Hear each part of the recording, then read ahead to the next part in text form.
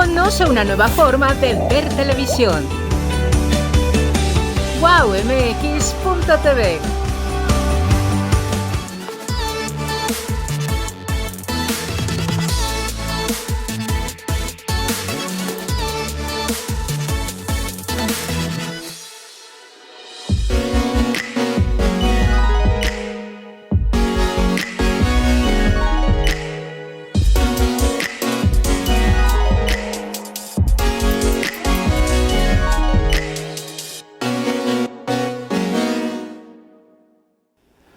Buenas tardes, amigos de En Tus Propias Palabras, con este azul que refleja el foro. Estoy muy contento porque vamos a hablar de un tema que a todos nos fascina, nos relaja y sobre todo pues de alguna manera nos inquieta. Estamos prácticamente a un año del Mundial de Fútbol que se va a llevar en México, Estados Unidos y Canadá, y el día de hoy voy a hablar con un gran periodista colombiano, Pablo García. Pablito, muchas gracias por estar aquí con nosotros y con la enorme responsabilidad de tus palabras. ¿Cómo ves el Mundial, Pablito? No, Alejandro, un placer siempre estar contigo. Muy, muy contento, muy honrado de estar contigo en un programa tan importante, que tiene tanta difusión, que tiene tanto reconocimiento a nivel internacional. Y de paso te felicito, porque ahí vi el premio que te dieron. Muy bien, muy justo, muy merecido. Tu trabajo es extraordinario y ha sido constante durante muchísimos años. Y de eso se trata el periodismo. Bueno, pero ya vámonos a lo que vinimos, como decimos aquí en Colombia. Un año de Mundial exactamente, sí señor, estamos a un año de que se inicie la Copa del Mundo. Es un formato nuevo, Alejandro, un formato completamente nuevo. Vamos a tener 48 equipos divididos en 3 países, con toda esa logística que demanda un torneo de tres países. Esperemos que se dé un buen campeonato, pero aquí hay varias dudas, varias inquietudes, varias preguntas, Alejandro, que debemos ir resolviendo con el paso de los días y con el paso de que se vaya desarrollando el Campeonato Mundial. Primero, la llegada de equipos completamente desconocidos en la historia del fútbol. Le voy a comentar 3 nombres que van a participar en este Campeonato Mundial. Uzbekistán nunca había participado. Jordania nunca había participado. Entonces, y ahí súmele a Irán, que lleva una participación, y súmele a Canadá, que lleva otra participación. Es decir, vamos a tener muchos equipos nuevos en la historia de los mundiales, y adicionalmente a eso, sin mayor tradición. Lo que va a generar lo siguiente, Alejandro, que en las primeras fases se vean partidos un poquito deslucidos, porque las grandes potencias, cuando enfrenten a esos equipos desconocidos que empiezan hasta ahora a su trasegar en el mundo del fútbol, pues se van a ver, esos equipos se van a ver muy superados por las grandes potencias. Un partido Jordania contra Argentina, seguramente esperaremos un gran resultado de Argentina. ¿Y eso qué significa, Alejandro? Que en las primeras fases vamos a ver partidos con unas grandes diferencias. El campeonato se va a ir estrechando a medida que avancen las fases y cuando se empiecen a enfrentar las grandes potencias del mundo. Esperemos ver un torneo muy colorido, con muchas presencia de público, a pesar de las restricciones que seguramente va a tener el 2026 para el ingreso de personas a los Estados Unidos, pero esperemos que todos los temas se solucionen, se solventen y podamos tener un gran campeonato mundial. Y aquí viene una pregunta que hay que resolverla entre todos: el papel de México. México tiene un torneo de los mejores torneos de América Latina. Uno de los mejores torneos es el torneo de México. Es uno de los que tiene uno de los mejores equipos del fútbol del mundo, que es el América de México, que es una institución reconocida a nivel mundial. El caso del Pachuca, que es ejemplo de fútbol en FIFA, es una institución, una organización que fue elegida por la FIFA como modelo de organización deportiva en el ramo del fútbol. Equipos que tienen larga tradición, como el Toluca, como la Universidad Nacional Autónoma. Es decir, México tiene grandes equipos y el torneo es muy animado, es muy colorido. El torneo mexicano no tiene nada que envidiarle, por ejemplo, al torneo mexicano o al torneo argentino, porque los estadios están colmados siempre, hay gente, hay patrocinadores, hay jugadores, hay todo lo necesario para que el fútbol se desarrolle de manera perfecta. Pero a nivel de selección está el reto, el gran reto. México realizar un gran campeonato mundial de fútbol va a ser local hasta cierto punto, y queremos que México en representación de la CONCACAF y de Norteamérica realice un gran campeonato mundial y demuestre lo que es. Entonces ahí viene la pregunta, Alejandro, ¿está México deportivamente preparado para realizar un gran campeonato mundial siendo el equipo anfitrión? Eso lo determinará el tiempo y el desarrollo que tenga el equipo bajo la nueva organización que tiene y la dirección técnica del Vasco Aguirre. Pero fíjate, Pablito, ahí yo tengo varias inquietudes de lo que acabas de decir. Porque, por ejemplo, vámonos al aspecto comercial. ¿Realmente veremos estadios llenos como ha sido de alguna manera la tradición en los últimos mundiales? Porque prácticamente no se veían espacios vacíos, pero si me dices con todo el respeto del mundo, Jordania contra Alemania, ¿llamará la atención? Como en lo deportivo, esa es una. O por ejemplo, no sé, Uzbekistán contra Brasil. Porque de alguna manera le han dado la prioridad al aspecto mercantil y no sé qué tanto vaya a ser positivo, por un lado.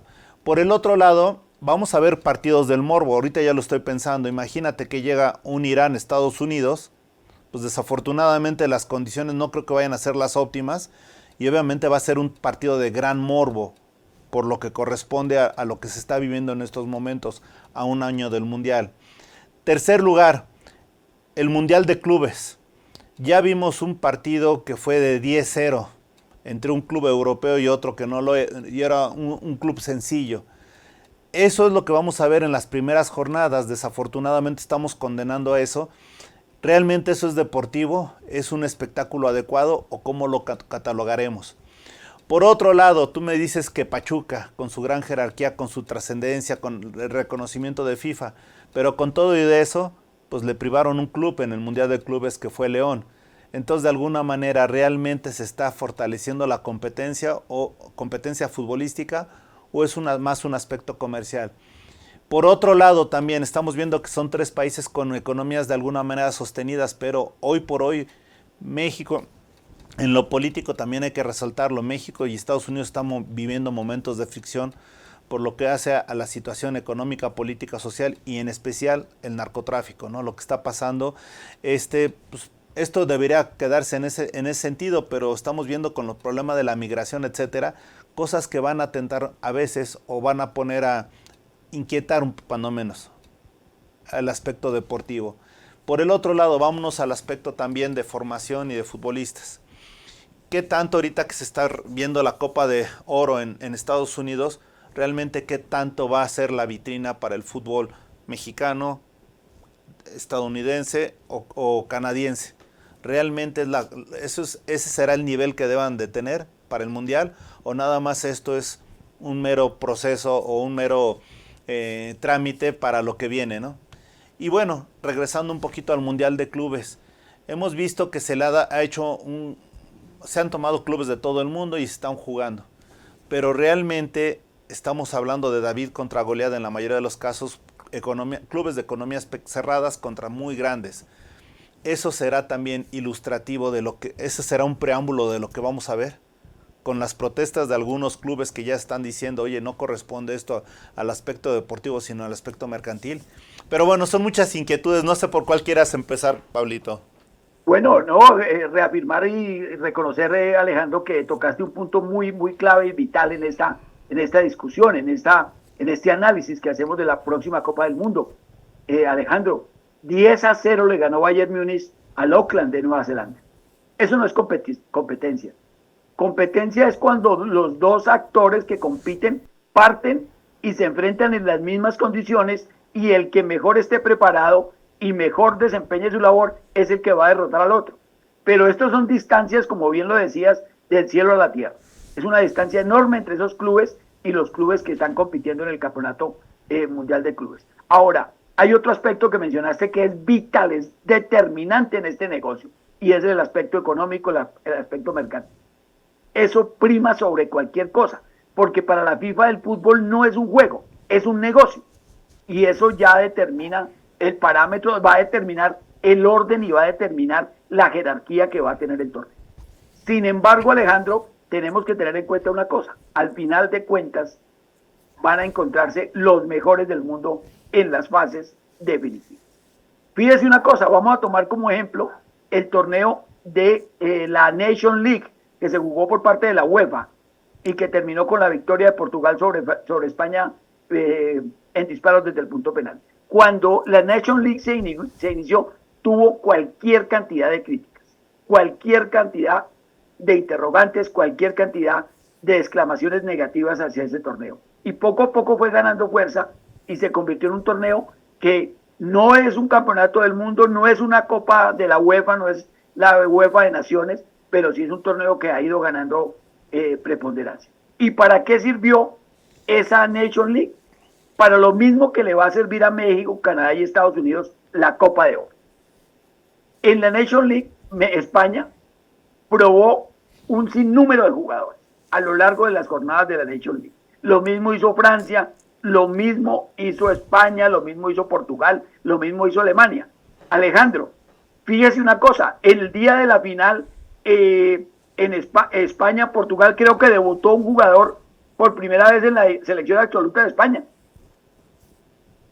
Imagínese uno colocar en la final a un jugador nuevo. ¿Qué significa eso? Y en Francia en la semifinal también debutó un jugador por primera vez en la selección mayor. ¿Qué significa eso? Que es un gran laboratorio, donde usted va a definir, en esos torneos usted va a sumar los puntos para que lo convoquen a la selección al gran torneo que es la Copa del Mundo. Entonces, supongamos que la idea es que tengamos un laboratorio donde podamos ver jugadores, donde podamos ver esquemas, donde podamos analizar a los rivales y podamos analizarlos nosotros mismos. Entonces, en ese estamento, en ese contexto, es importante, por ejemplo, la Copa de Oro, porque los técnicos de México, de Canadá, de Estados Unidos, de Costa Rica, de los equipos que son importantes a nivel de CONCACAF, van a poder mirar jugadores, porque ¿qué es lo mejor para uno como técnico, para un director técnico? Tener un gran espectro de jugadores que cumplan diversas funciones y que cuando en un momento determinado de la competencia se requiera, los puedan usar. Eso sería básicamente lo positivo del tema. Lo segundo es que se genera una cantidad de negocios alrededor, de movimientos económicos que en cierto punto benefician a los organizadores. Indudablemente la gran tajada se la lleva la FIFA, pero hay unos estamentos que se benefician, unos sectores de la economía que se benefician, y entonces eso hay que mirarlo con positivismo, porque siempre que hay movimiento de personas, y sobre todo si viene mucha gente de Europa, mucha gente de los países desarrollados, pues hay gastos, hay consumo, entonces eso favorece las economías locales. Aunque no sé hasta qué punto favorecerá a la economía de Estados Unidos, ¿no? Porque Estados Unidos es la primera potencia del mundo, pero en el caso de México y Canadá sí se va a generar un cierto intercambio que va a ser muy positivo para los diferentes países. Ahora, en los otros puntos que tocaste, Alejandro, ya todo está incluido en el tema mercantil. En el tema deportivo, eso sí, estamos totalmente de acuerdo, Alejandro, no hay una competencia real, solamente el campeonato mundial empezará. Yo le hice el análisis del campeonato mundial, hay 48 equipos, de los cuales clasifican los 2 primeros de cada grupo, o sea, 24 equipos, y los 8 mejores terceros para completar 32, y a partir de 32, eliminación directa. Incluso, Alejandro, pienso que en los 32 van a presentarse unos 3 o 4 colados. Es decir, el campeonato mundial va a empezar a partir de los octavos de final. Ahí empieza el campeonato mundial, donde van a haber 16 equipos y seguramente van a ser los 16 mejores equipos del mundo. Es correcto. Mira, además, si no mal recuerdo, son 48 equipos. Mayor número que teníamos desde, bueno, si quitáramos a la mitad, nos iríamos al México 86, que creo que fue la última vez que estuvo con 24 equipos, ¿no? Sí, señor. Entonces, te estás dando cuenta que son 30 años más o menos los que van a pasar para que se dé este tipo de situaciones. Por el otro lado, que también me llama mucho la atención, lo que dijiste, van a quedar 32 equipos, o sea, van a pasar los primeros 2 lugares de cada grupo y 8 que realmente podrían ser colados, o sea, los típicos colados, nada más para complementar los números, los 32, ¿no? De ahí quedan 16 y a partir de los octavos de final, realmente es lo que dices, va a tener valor el fútbol. Entonces estamos hablando que durante mes y medio aproximadamente, ¿solo le vas a dedicar tiempo a las últimas 3 semanas? ¿O a la mitad del campeonato? Totalmente de acuerdo, totalmente de acuerdo. Lo que pasa es que el negocio concita la atención mundial, ¿no? Entonces, Alejandro, pongámonos en la suela de la gente de Jordania o la gente de Uzbekistán o de algunos de los otros que clasifiquen, que son completamente desconocidos para el fútbol. Será la primera vez que la gente de Uzbekistán va a ver la bandera suya en un campeonato mundial. Eso genera emociones, eso genera orgullo nacional, eso genera muchas cosas. Por lo tanto, lo que para nosotros que tenemos una cierta cultura futbolística es un hecho reprochable, un hecho que no nos parece que esté a tono con la realidad del fútbol, pues para ellos va a ser el motivo de orgullo. Entonces tampoco vamos a negarles ese derecho, ¿no? Pero en el término deportivo lo que dices es exacto, incluso tienes razón, de pronto entre los 32 hay por ahí 8 que no merecen estar, pero bueno, seguramente van a estar y seguramente van a llegar los mejores como siempre a la final. Hay que recordar, mi querido Alejandro, que los campeones del mundo en la historia del fútbol no han sido sino 8 selecciones. Es correcto. Ahora, otra de las cosas que me llaman mucho la atención, y no solo es por esto, sino que en un momento dado, es cierto, van a estar los ojos del mundo concentrados. Y obviamente desde ahorita te digo, va a ser un éxito económico porque durante todo el campeonato los patrocinadores van a ser los mismos, van a reducir su participación. El que le entra a la final debe de haber entrado desde el principio, ¿no? Entonces, la parte económica ya se tiene. Pero mi pregunta es, ¿realmente lo deportivo, cuál crees que sea la calificación por etapas? Bueno, las primeras etapas, una calificación completamente discreta totalmente. Las primeras fases son discretas, veremos partidos con unas diferencias enormes. Ese ejemplo que utilizaste, Alejandro, de Brasil contra Uzbekistán o Brasil contra Jordania, es clarísimo el tema. Entonces ahí no hay discusión. Posteriormente van a ir mejorando las bases. A partir de los octavos de final va a ir mejorando. Veremos que el campeonato en últimas, Alejandro, va a tener una calificación, yo diría que más o menos de 3.5 sobre 10. Es correcto. En las primeras fases. Ahí va a ir subiendo a medida que pasen las fases hasta llegar a un torneo que no va a ser 10 puntos, Alejandro. Y se lo voy a decir por qué. Porque va a hacerse tedioso, como tú decías, las primeras 2 o 3 semanas van a ser tediosas. Toca ver los partidos porque no hay más. Pero entonces eso va a hacer que la calificación del torneo no sea la mejor. Y segundo, este calendario, y este es un tema al que vamos a llegar tarde o temprano, el calendario futbolístico va a tener traumas enormes desde el punto de vista de los jugadores. Los jugadores van a llegar con torneos supremamente extensos en sus ligas locales. Pongamos el lugar, Alejandro, hoy, junio 17. Las temporadas de Europa empiezan en el mes de septiembre y arranca la Liga de Campeones en el nuevo formato.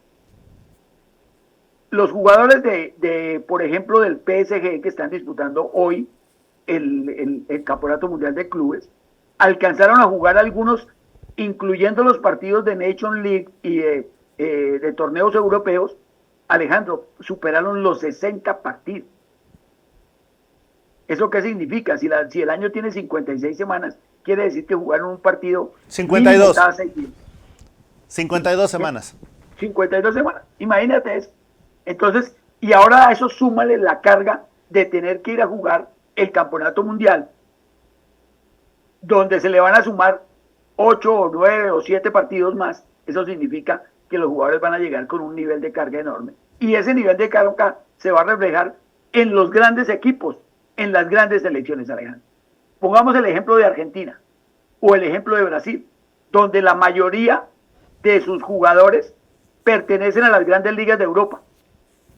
O sea que esos jugadores se desgastan en el torneo local de España, en el de Italia, en el de Inglaterra, se desgastan después en la Champions League, en la Liga de Campeones, y adicionalmente a eso se han venido desgastando con las eliminatorias suramericanas, que es un torneo de 18 fechas.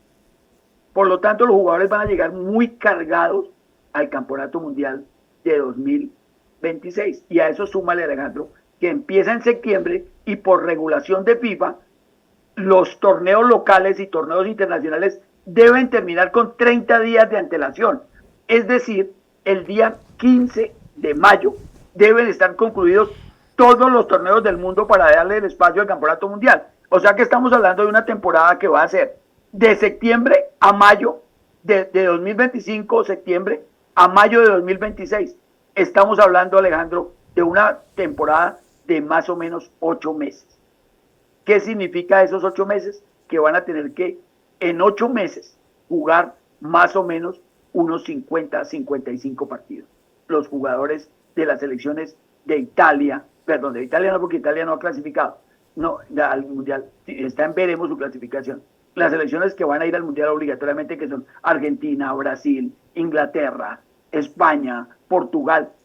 Alejandro, esos equipos, los jugadores de esos equipos van a llegar con casi 60 partidos a disputar la Copa del Mundo. ¿Eso qué implicaciones tiene? Que se van a lesionar con facilidad, que van a tener cansancio, y aquí hay que hablar de un tema que es delicadísimo en el fútbol, y es el tema del cansancio mental, que no tiene nada que ver con la parte física. Un jugador bien preparado, bien entrenado, bien alimentado, bien descansado, tiene las posibilidades de competir sin ningún problema. El problema no radica en la parte física, Alejandro, y televidente, radica en la parte emocional, en la parte emotiva, en la parte mental. El jugador se cansa, porque es que cuando usted va a jugar fútbol profesional, no le pagan por jugar. Ese es un cuento que le han metido a la gente. Ay, qué bacano que usted juega fútbol profesional porque usted gana por lo que le gusta. Eso no es tan cierto, Alejandro. Al jugador se le paga por ganar, que es muy diferente. Ganan enormes cifras de dinero, no por jugar, sino por ganar, que eso es muy diferente. Entonces eso genera en el jugador una carga emotiva, una carga psicológica, una carga mental que no se quita fácilmente, Alejandro. Le voy a poner un ejemplo. El Deportivo Cali, en el cual trabajé en el 2021 y salimos campeones, terminamos la temporada el 23 de diciembre de 2021, 23 de diciembre, y regresamos a trabajos el 2 de enero. Significa que los jugadores tuvieron unas vacaciones real de 7 días. Cuando llegamos al Cali, yo llegué el 8 de enero, porque tenía permiso de llegar 6 días después. Los jugadores se reunieron conmigo y me dijeron, por favor, usted que es una persona a la que le hacen caso, hable con el técnico y dígale que por favor nos dé 7 días más de vacaciones. No hemos descansado, estamos cansados, no queremos trabajar. Estamos cansados. Y totalmente entendible. Porque usted se puede ir 7 días a la playa, pero el descanso mental no es tan sencillo. Es alejarse totalmente de la rutina, de la competencia, del estar encerrados. Para salir campeones, duramos encerrados un mes, Alejandro. Un mes concentrado, en la cual usted no salía a su casa, sino de pronto le daban permiso un día de ir a su casa, a comer en su casa, pero tiene que regresar a la concentración. Entonces usted, un mes en el cual se va cargando emotivamente, se va cargando, más el peso de los partidos, más la presión de los partidos, más la presión de ganar, eso genera un cansancio que no se quita tan fácilmente. Yo supongo y deduzco que tendrán que hacer un gran trabajo los seleccionadores, los cuerpos médicos, los cuerpos de psicología, los coaching de los equipos que van a ir al Campeonato Mundial de 2026, porque los jugadores es posible y es lo más seguro que van a llegar muy cansados mentalmente para disputar la Copa del Mundo. Pablo, pero has dicho algo que me llama mucho la atención, el descanso. El descanso en los jugadores, tienes razón, probablemente no les den lo posible. En lo físico puede ser que sí, pudiera ser que sí. En lo mental tienes razón, el ritmo es brutal. Pero ¿habrá descanso realmente para el aficionado? Y te lo comento porque mira, estamos viendo que participan en los torneos, van a los torneos, están así rompiendo el cochinito para ir al mundial, etcétera. Pero van plagados de torneos, de juegos eliminatorios, de juegos de preparación, y llegas al final quizá a ver un partido. Y ese será el que asiste al estadio, ¿no? Y dependiendo de dónde está su experiencia, irá, etcétera, gastará. Pero el que está en casa estará habituado a tener tanto fútbol en este tiempo. Totalmente de acuerdo, Alejandro. Por ejemplo, voy a colocar un ejemplo, yo consumo fútbol, Alejandro también consume fútbol, porque nosotros, el hecho de ser periodista, uno o escritor o historiador de fútbol, no significa que uno no consuma fútbol. Yo también consumo fútbol. Alejandro, tengo todas las plataformas habidas y por haber posibles para ver fútbol, pero ya me he vuelto selectivo. En la mañana miro la programación y escojo los partidos que quiero ver. Los que realmente son importantes para mí, los escojo. Así mismo va a ser el público, la gente que va a ir a los estadios. Lo que pasa es que con la FIFA no se puede hacer eso, porque la FIFA le vende es la fecha, no le vende ningún partido. Le dice, hay un partido este jueves 19 de junio en el estadio de la ciudad de New Jersey, pero usted nunca sabrá cuál es el partido que vaya allá, solamente se sabe después del sorteo. Entonces, ¿qué pasa? Seguramente vamos a encontrar en algunos casos estadios no tan llenos, o va a ocurrir lo que está ocurriendo en el Mundial de Clubes, que el precio de la boleta baja notoriamente. Recordemos que para el partido entre Inter de Miami, el equipo de Messi contra el equipo que le correspondió, que creo que era un equipo de Egipto, las boletas terminaron costando a $4. Entonces baja el precio rotundamente y entonces la gente la puede comprar, o hacen promociones, o hacen eso, se usa mucho allá en Estados Unidos, que cuando hay remanentes de boletería los colocan en unas tienditas, en unas especies de kioscos, y allá le ofrecen a uno, dentro de las ciudades, pilas que tengo boletas para el béisbol hoy a mitad de precio, así seguramente será para el fútbol en la oferta del campeonato mundial. Ahora, en los niveles de saturación, Alejandro, el nivel de saturación es muy alto, hay demasiada oferta. Por ejemplo, Colombia o México, que son tan similares. Colombia tiene el torneo local, tiene la Copa, que es una copa, un torneo entre los equipos de la A y la B, de la primera y segunda división. Colombia tiene competencias internacionales, Copa Suramericana y Copa Libertadores, en la cual participan más o menos 8 equipos o 7 equipos de Colombia. Eso genera imagen, genera recursos, pero también me genera transmisiones y presencias en estadios y partidos, por lo tanto la gente tiene esa oferta. Aparte de eso están los torneos internacionales, la Copa Libertadores, que cuando salen los equipos colombianos sigue siendo interesante porque están los grandes equipos de Sudamérica, está River, está Boca, en este caso los equipos brasileños, Palmeiras, Flamengo, todos esos grandes, y también tienen sus hinchas en los diferentes países, entonces la gente tiene esa oferta de ver la Copa Libertadores. Y fuera de eso, la Liga de Campeones de Europa, que tiene tanta audiencia a nivel internacional, por la calidad del torneo, por la escenografía, por la calidad de los escenarios, por todo lo que rodea la Liga de Campeones, que es el torneo de fútbol de clubes, y yo diría que el torneo de fútbol mejor organizado y mejor puesto en escena que hay en el mundo. Pues fuera de la Liga de Campeones no hay un torneo igual, es que ni el Campeonato Mundial. Entonces, súmele esa oferta, a eso súmele que la gente le gusta ver la Premier, a la gente le gusta ver la Premier League porque es el mejor torneo de fútbol del mundo. A la gente le gusta la Liga Italiana, a la gente le gusta, a mí por ejemplo, yo veo la Liga de México, veo la Liga de Brasil y veo la Liga de Argentina, son mis favoritas en Latinoamérica para ver. Entonces, imagínese esa cantidad de oferta, esa cantidad de partidos que uno tiene la posibilidad de ver, con los que puede disfrutar. Entonces empieza usted a sentir esa saturación, ese cansancio, y eso va a ir generando que las personas, primero, escojan los partidos, y segundo, que le pierdan la motivación, la atención a los diferentes torneos. Eso es grave porque ante tanta oferta seguramente la calidad del producto va a ir decreciendo y se va volviendo muy, muy regular. Y eso nos faltó algo que es básico también, el fútbol femenil, que también ya está creciendo mucho y de alguna manera, no te voy a decir que está robando público, yo creo que está también generando audiencias que eventualmente al final es todo sobre un mismo deporte y entonces tiende más a esa saturación, ¿no? Claro que sí, acuérdense que para la FIFA dentro de 40, 50 años el negocio va a ser el fútbol femenino. Sin Ellos duda. tienen proyección de que el fútbol femenino logre los mismos niveles de masculino dentro de 30, 40 o 50 años. Ahora, Pablo, te pregunto, obviamente estamos hablando de fútbol, lo que viene es importante, pero yo te voy a hablar de algo que usualmente no comentamos, que es todo lo que está relacionado al fútbol, que es la televisión, que son los espectáculos, que son las novelas alusivas al fútbol, las historias de fútbol, etcétera. Te pregunto, tú como cronista deportivo, como deportista, como analista deportivo, después del juego, ¿a qué le das prioridad? ¿A las vidas de los jugadores? ¿A los aspectos tácticos?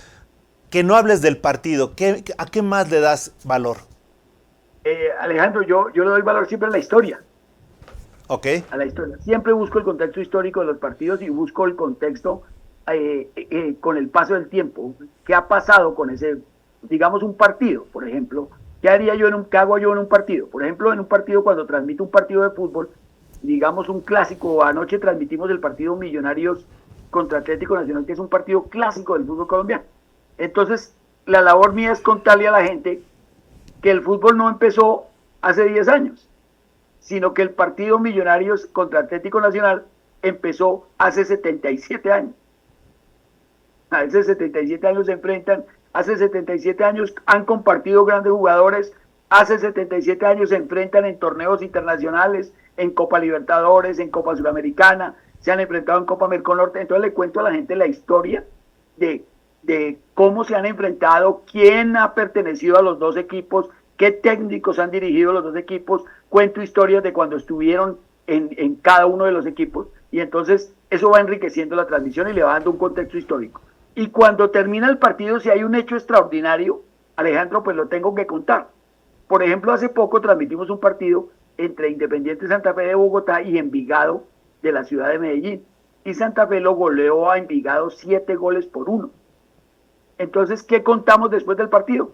Elaboramos una pieza gráfica contándole a la gente cuántas veces había ganado Santa Fe 7-1 por el torneo colombiano. Entonces le dijimos, en el año 1948 le ganó 7-1 al Deportivo Pereira, en el año 63 le ganó 7-1 al Quindío, y le contamos históricamente cómo fueron esos resultados 7-1, quiénes hicieron los goles, la fecha del partido, el lugar donde se jugó. Entonces la gente va a entender, oiga, de verdad el fútbol no empezó ahorita con este 7-1, sino empezó hace mucho tiempo, y 7-1 es un resultado que se ha presentado tantas veces en la historia de estos dos clubes, o de este club. Entonces, uno trata de darle un contexto histórico para que la gente no se olvide que lo que vivimos hoy es producto de lo que pasó ayer, y eso es fundamental. Para mí, como hombre de fútbol, es fundamental. Ahora te pregunto, hablas de historias, pero también el fútbol colombiano ha generado sus propias historias, unos íconos del deporte a nivel mundial, y ha recibido también figuras a nivel mundial.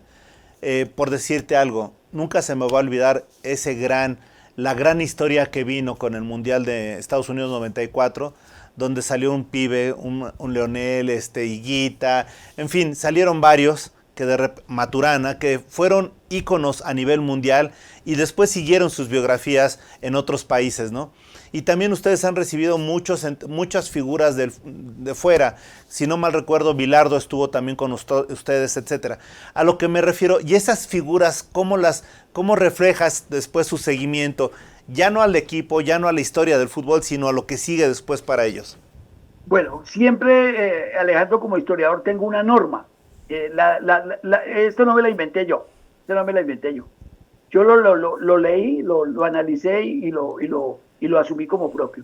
Y es lo siguiente: procuro en la medida que humanamente me sea posible no hablar de ningún ser vivo.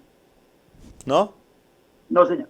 Siempre escribo biografías, escribo crónicas, escribo homenajes, escribo conmemoraciones de personas que ya no estén. Porque la ventaja del muerto es que el muerto no se puede defender. Ok. y usted como historiador, cuando usted escribe sobre un muerto, Alejandro, tiene que tener mucho cuidado. Entonces usted procura hacer la mejor semblanza, la más cierta, la más real del personaje.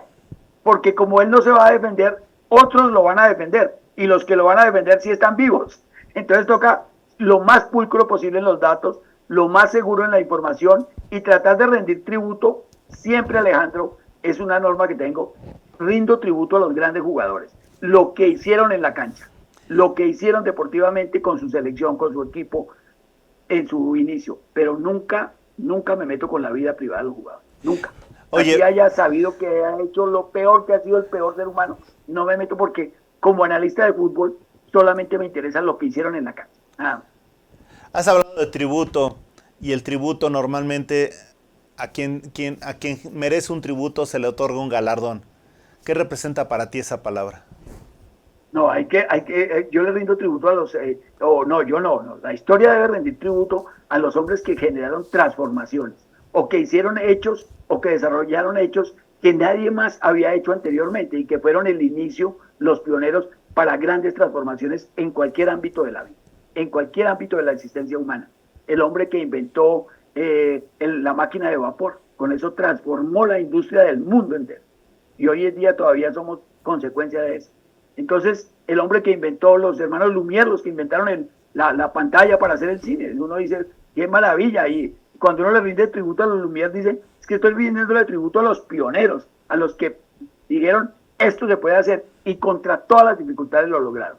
En eso, en el tema futbolístico, siempre procuramos rendirle tributo a los grandes jugadores, a los que hicieron transformaciones, y que muchas veces, por los temas mediáticos, por los temas de fama, por los temas de medios de comunicación, la gente desconoce, mi querido Alejandro. Voy a contarle una historia pequeñita. Por Hay favor. un jugador uruguayo que se llama Abdón Porte. Abdón Porte era un jugador mediocampista del Club Nacional de Fútbol de Montevideo, un equipo histórico. Y Abdón Porte, él era mediocampista, se lesionó y tuvo un mal rendimiento, entonces los directivos del club le comentan un día que él no va más de titular, que de ahora en adelante van a traer a otro jugador, un grande de Uruguay, que era José Benzani, lo trajeron para reemplazar a Abdón Porte. Y Abdón Porte juega su último partido, va a cenar como es costumbre con los equipos de fútbol, después de un partido van y cenan todos reunidos, y él calcula la hora en que pasa el último tranvía, toma el tranvía que lo lleva directamente al estadio, el estadio está completamente solo, él se mete al estadio, se ubica en la mitad de la cancha y se pega un tiro en el corazón. Wow. Porque él decía, cuando estaba jugando, le decía a sus amigos y a sus compañeros y a su hermano, que era básicamente de su familia, le decía, el día que yo deje de ser titular, yo me pego un tiro. Y todo el mundo pensaba que no era cierto, que no iba a ser verdad, que era una exageración de él. Pero cuando le dijeron que él no iba más de titular, fue y se pegó un tiro en todo el corazón. Entonces, por esa razón, la tribuna popular del estadio de Nacional de Montevideo, el Gran Parque Central, se llama Abdón Porte. Entonces la gente va al estadio, la gente mira por televisión los partidos de la Libertadores y hay un letrero que dice Tribuna Abdón Porte, y la gente dirá, Tribuna Abdón Porte, ¿quién sabe? Eso, ¿qué interesa? ¿Quién sería ese tipo? Pero hay que contarle a la gente quién fue ese tipo, porque mire lo que hizo.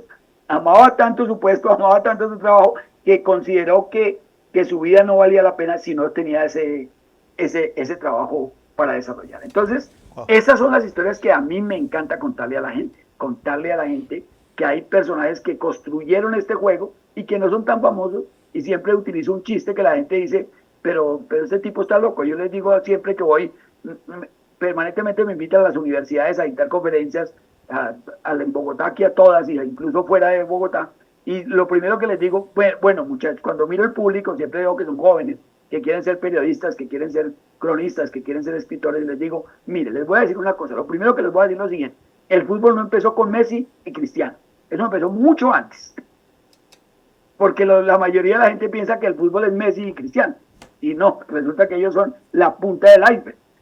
Entonces toca empezar a contarle a la gente cómo se llega a la punta, y es desde la base, y hay que contarles eso desde el principio, y que hay unos personajes que no ganaron campeonatos mundiales, que no fueron goleadores de nada, pero construyeron este juego.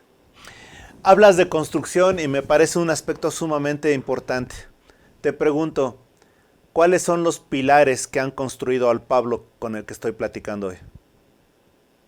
El primer pilar que tuve, Alejandro, fue mi padre, porque mi padre fue el que me indujo al fútbol, porque era un hombre aficionadísimo al fútbol, era hincha del Club Deportivo Los Millonarios, tuvo la fortuna él de ver la época del Dorado en Colombia, Alejandro, de 1949 a 1953, casi 54, por Colombia desfilaron los mejores jugadores del mundo, porque hubo una huelga en Argentina y los mejores jugadores de Argentina se vinieron para Colombia. Y detrás de los argentinos se vinieron los mejores uruguayos. Aquí vinieron a jugar 4 o 5 campeones mundiales, que del 1950 vinieron a jugar acá. De los mejores jugadores de Argentina, y se trajeron los mejores jugadores de Perú, los mejores jugadores de Paraguay. Esa era la mejor liga del mundo. Entonces, esa época mi padre la vio. Y cuando yo era niño y cuando yo fui creciendo, él me llevó al estadio, pero también me iba contando cómo era eso. Cómo había sido haber visto a Alfredo Di Stéfano con la camiseta de Millonarios. Di Stéfano, el jugador que después hizo famoso al Real Madrid, él pasó primero por Millonarios. A Millonarios se lo compra el Real Madrid. Entonces, él me va contando eso y me induce al tema del fútbol. Después, tengo un hermano que coleccionaba revistas y artículos de fútbol.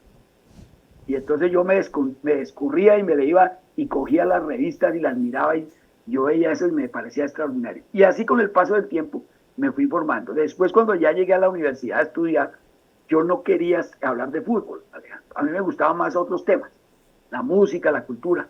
Pero entonces resulta que un profesor un día me escucha hablando de fútbol con unos compañeros, el profesor se hace el disimulado, que no está con nosotros, pero se rodea el grupo y nos escucha hablar de fútbol. Y cuando termina la conversa, él me llama a un lado y me dice, dedíquese a hablar de fútbol. Estudie historia del fútbol. Estudie estadística. Estudie todo lo que tenga que ver con fútbol, porque usted entiende y habla bien el tema. Y eso le va a dar para vivir. Y fueron unas palabras sagradas. Fueron unas palabras sagradas.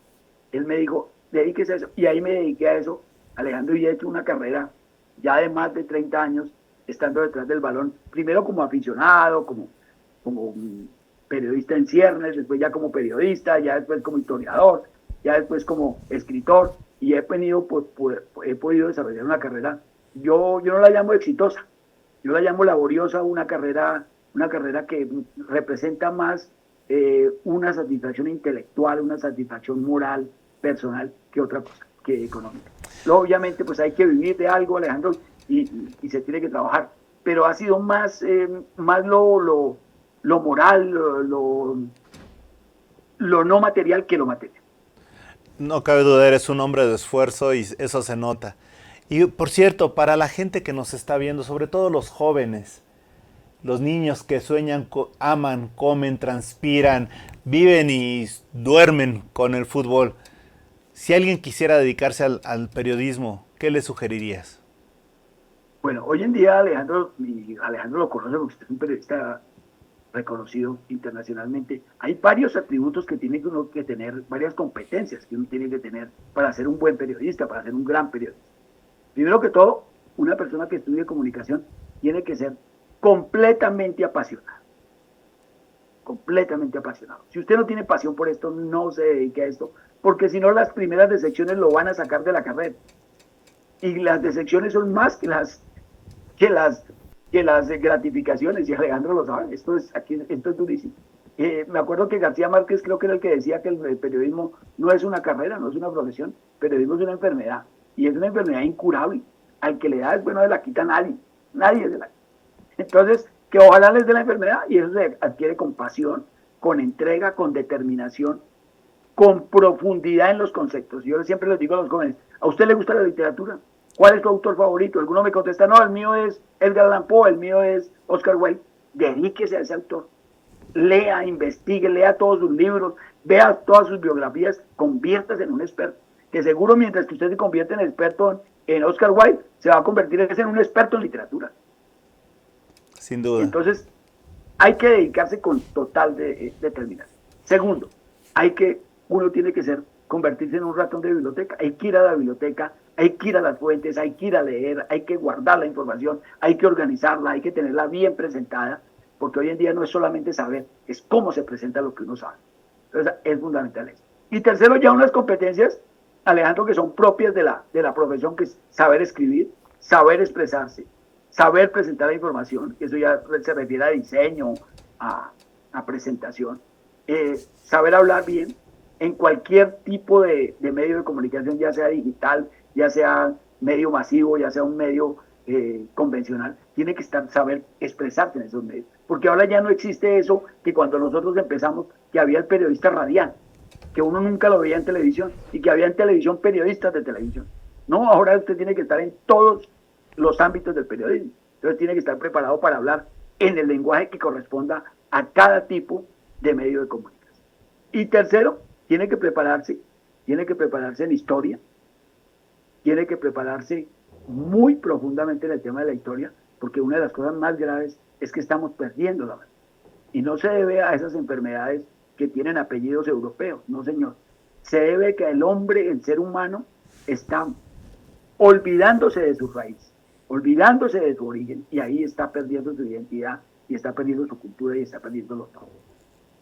Tiene que saber 2 o 3 idiomas, eso es obligatorio ahora. Cuando nosotros estudiábamos, Alejandro, le daban a uno inglés y eso le parecía a uno la materia más harta del mundo.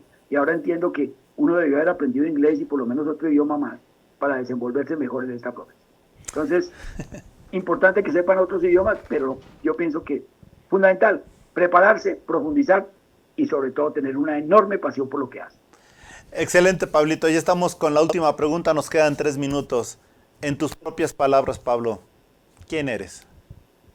No, y Pablo García es un periodista, proyecto de historiador, escritor, me dedico a escribir sobre fútbol, me encanta escribir sobre fútbol, me gusta contarle a la gente las historias que la mayoría de la gente por diversas razones no conoce y contárselas de manera agradable, que la disfruten y que las entiendan y que les transmite un mensaje. Soy un apasionado del fútbol, un apasionado del periodismo, creo que no hay un deporte más hermoso que el fútbol, donde he vivido y he sentido las experiencias más increíbles, por lo tanto trato de contarle a la gente, no los datos, no el resultado, no quién hizo los goles, sino el sentimiento, cómo se vivió, cómo se sintió, cómo latieron los corazones en los momentos más importantes de la historia del fútbol. Esa es mi vida, esa es mi profesión, eso es lo que hago todos los días con el mayor gusto. Y Alejandro, te adelanto una cosa que nadie sabe y por que favor, vamos a hacer a partir del día jueves. A partir del jueves voy a lanzar una serie de publicaciones en internet y en redes sociales que la llamé los 25 más grandes equipos en la historia del fútbol, donde he hecho una selección de 25 equipos en toda la historia del fútbol y donde cada equipo va a tener un diseño exclusivo, unos textos exclusivos, unas biografías exclusivas, es decir, es un compendio de lo digital, de lo gráfico y de la identificación de cada club contando su historia. Es un proyecto que quiero que compartir con la gente, que la gente lo disfrute y que la gente entienda que hay unos equipos extraordinarios y que el fútbol tiene una historia que merece ser contada. Pues muchísimas gracias, Pablo. Ya lo sabe la gente, por favor, sigan las páginas y las redes sociales de Pablo que ya aparecieron durante el programa. Y lo único que te puedo decir, Pablo, es mucho éxito. También aquí estaremos viendo tu trabajo, seguiremos analizando. Próximamente tendremos otra entrevista. Ya cuando tengamos más oportunidad de estar más cerca del Mundial, seguramente haremos el análisis ya con todos definidos. Y pues por lo pronto te agradezco muchísimo. Bonito día, hermosa Colombia. Ya estaremos pronto por allá. Alejandro, siempre bienvenido. De verdad, muy amable por la invitación. Para mí no ha sido un gusto, ha sido un honor compartir contigo. Muchas gracias, Pablo, y sobre todo gracias a ustedes que nos han seguido. Esto ha sido En Tus Propias Palabras. Hasta la próxima.